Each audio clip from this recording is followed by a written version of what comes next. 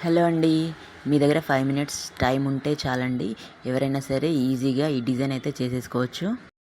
ఈ మధ్య చాలామంది డ్రెస్‌కి మ్యాచ్ అయ్యే విధంగా ఇయర్ రింగ్స్ పెట్టుకుంటున్నారు కదా! అందుకే నేను ఒక ఈజీ డిజైన్ చూపిస్తున్నాను. ఫస్ట్ నేనైతే ఇక్కడ ఒక రెడ్ కలర్ పేపర్ తీసుకొని మనకు కావాల్సిన సైజులో కట్ చేసుకోవాలి. షేప్ కూడా మీకు నచ్చినట్టుగా రౌండ్ షేప్ కానీ, స్క్వేర్ షేప్ కానీ ఏదైనా చేసేసుకోవచ్చు. నేనైతే ఇక్కడ మిడిల్‌లో ఒక స్టోన్ బేస్‌ని అతికించాను. తర్వాత దాన్ని దారంతో కూడా కుట్టేశాను. రెడ్ కలర్ పూసలతో నేనైతే ఇక్కడ ఇయర్ రింగ్స్ తయారు చేస్తున్నాను.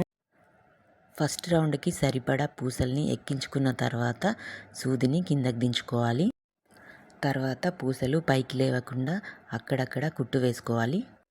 అలాగే సెకండ్ రౌండ్ ఇంకా థర్డ్ రౌండ్ కూడా సరిపడా పూసలు ఎక్కించుకొని కంప్లీట్ చేశాను.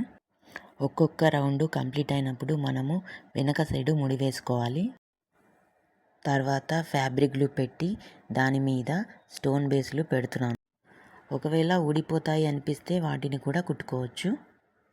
ఇవి కొంచెం డ్రై అయిన తర్వాత వాటి మీద మళ్ళీ గ్లూ పెట్టి స్టోన్స్ పెట్టాలి. ఇవైతే మంచి స్టోన్స్ కాబట్టి చాలా షైనింగ్ ఉన్నాయి. ఇప్పుడు ఎక్స్ట్రా ఉన్న షీట్ని కట్ చేసుకొని వెనక సైడు స్టడ్కి బేస్ని అతికించుకోవాలి.